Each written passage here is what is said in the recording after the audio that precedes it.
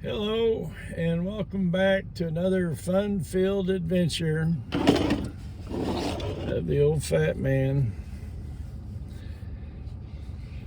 sitting in the white truck.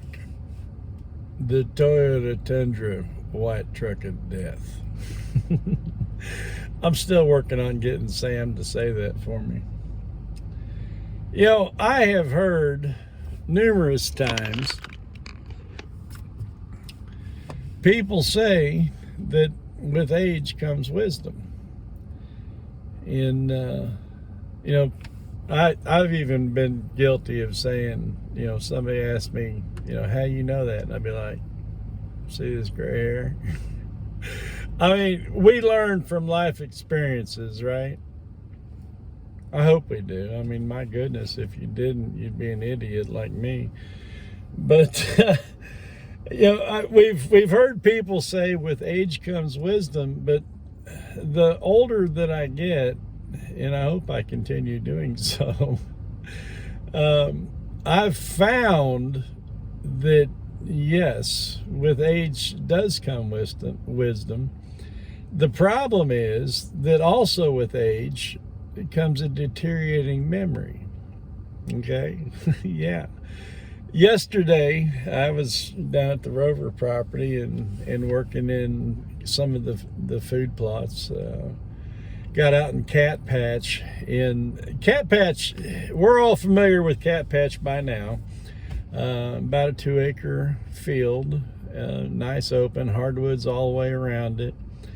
We set a redneck blind in it late last season. I think it may have been early this year. It was early this year. As a matter of fact, Jacob and Evan and I got to spend some time in it during turkey season. But anyhow, because of the size of the field, and nocturnally, the deer frequent this field quite often. But because of the size of it, a deer's got to be during rifle season. Obviously, it's not a big issue, but to be within range of the redneck blind, they've got to be way out in the field. So what we came up with this year is we're going to leave some areas with some cover in the field. And as you look at this picture, you can see where there's areas that was mowed and areas that was not mowed. Okay, reverse that. Those areas that is not mowed are going to be firing lanes. And the intention is doing no-till food plots without a drill, no-till period. Those areas that have not been mowed, I'm going to let that grow until probably early mid-August, and then seed the feed plot seed into that, and then roll it and crimp it like we did in the satellite field down off of Serengeti. We did that last week, maybe 2 weeks ago or something like that now. And as you can see from that image there, it's all starting to die. Now the seed that we put in there is underneath that. So all that mulch is going to create a nice greenhouse effect so that our seeds hold the moisture. They don't get overheated through the summer months. And hopefully by fall, we'll have a really nice feed plot in this area. Well, anyhow, I was out there doing that yesterday. And when I was leaving, I literally picked up the empty fuel can and set it in the back of the truck because I knew that I was going to be low on fuel this morning, and that with age comes wisdom and lack of memory. This morning when I left, I was all the way there and driving the tractor before I remembered that I did not get fuel this morning. And, my truck is parked at the cabin, and through the woods, I'm a good 1.5 miles away when all of a sudden my tractor starts losing power, and I went, oh no. Oh no. And so I immediately shut it off, and I got to thinking, I didn't get fuel. So I didn't put any fuel in the tractor this morning, and my fuel gauge works perfectly. I just never looked at it.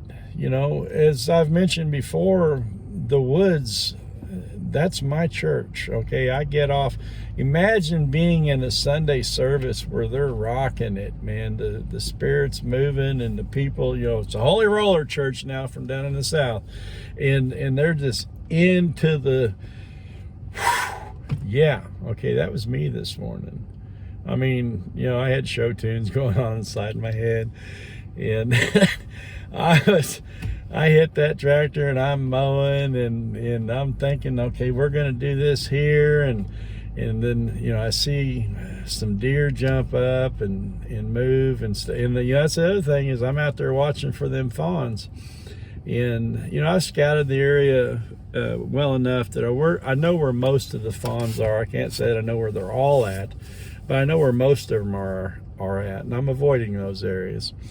But I mean, my mind is off in hallelujah, and all of a sudden the tractor loses power, and I thought, oh, we have been here before.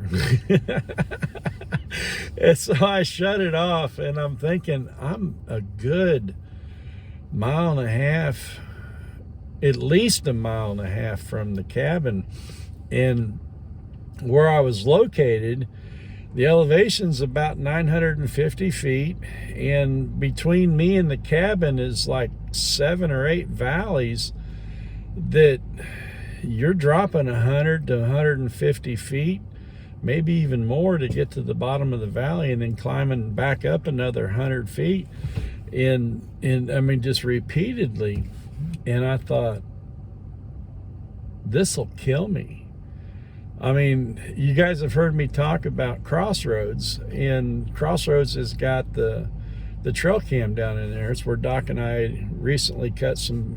It's more of a walking trail, kind of a deer corridor through the woods, connecting 2 different roads, and down at the bottom of the hills got a nice little water hole, and we seeded it all nice and pretty. Oh my gosh, it's beautiful down in there. But to check the trail cam, because it's not a driving trail, you've got to walk back in there. And you know, the easiest path is pretty level, but it's the longest path. The shortest path is half the distance of the other path, but it's all downhill going in. And I walked down there one day recently to get the card out of the camera, and as I'm walking back up the hill, I thought, oh my gosh, how would AirEvac find me if I had a heart attack? And had to call 911. I mean, I don't even know the address to the place to begin with. Nor would, I mean, it's like, drive back to this road, and then when you get to the sycamore tree, turn right, and as you climb up that hill, you're going to go by a trash pile on the left, and in just another 150 yards or so, turn right down that green, freshly seeded clover and orchard grass trail, and I'm down here at the bottom of the hill. You know, even if I could give them a grid coordinate to where they could land a helicopter, they're still going to have to hunt me up a hill or something, because you're in the woods and in a long ways away from pavement. Now, that is one thing. Up in that field where I was at today, where I ran out of fuel, I was probably only a quarter mile from pavement. But once again, it's up and down hills, and you know, there's areas back in that spot where I don't drive when it's wet, because you're off camber and sliding down hills. I've seen those videos. And so I thought, well, okay, maybe I could call the roadside assistance program, the policy I've got on my truck, and tell them I need diesel, and I'll meet them at that gate. And I thought, yeah, that'd be fun. Given the roadside, drive down this highway. Once you cross this bridge, you're going to start climbing a hill, And when you get to the top of the hill, it's making a curve, and there's a purple gate, and I'll be right there on the side of the road. Don't have them look for a vehicle, because I'm back in the woods. All right, well, I thought, no, that's just ridiculous. And then I remembered, I work a Mahindra. And call it a design flaw if you want. But the reason why I know this is we had to take the fuel tank out one time. A friend of mine, Joey, helped me do it. He pretty much did it. I just stood there and barked orders, because I had a piece of paper down inside of the fuel tank, and every now and then it'd get over the pickup tube and it'd shut the fuel off. And so when we took it apart, I realized that, first of all, the pickup tube is in the front of the fuel tank. And secondly, where it's seamed together, there's just a little bitty tiny rise in the plastic material that the tank's made out of. And it traps maybe a quart of fuel on the backside of that rise, that if you're going uphill, you run out of fuel and you still got a quart left. But the only way to get it to the pickup tube is to be facing downhill. And I've had to do this once before, bush hogging out on 14 highway. My truck was parked at my friend's house, who lives next door and across the road. And I'm down in this valley, and I start losing power, and I've got fuel in the truck. But what I ended up doing that day and today was I turned the tractor around. So I was backing up the hills, and when I'd get to the top of the hill, I'd do a 180-degree turn and get going down the hill, and I'd shut the tractor off and kick it in neutral and let it roll. And it reminded me of the old tractors with no power steering.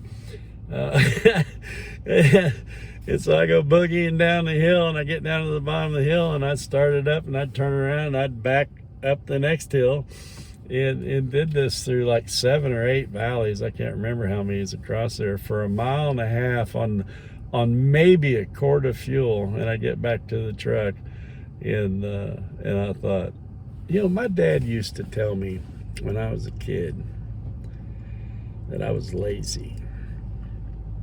For instance, one day we're picking up rocks in the backyard, and I'm loading them into a wheelbarrow.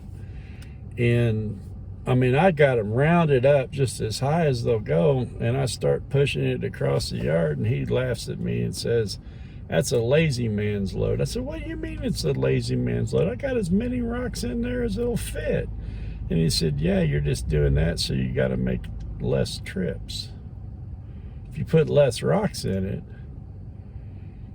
it doesn't weigh as much, so each trip won't tax you as much." He said I was lazy. My dad told me I was lazy my whole life. I'm not lazy, I'm efficient.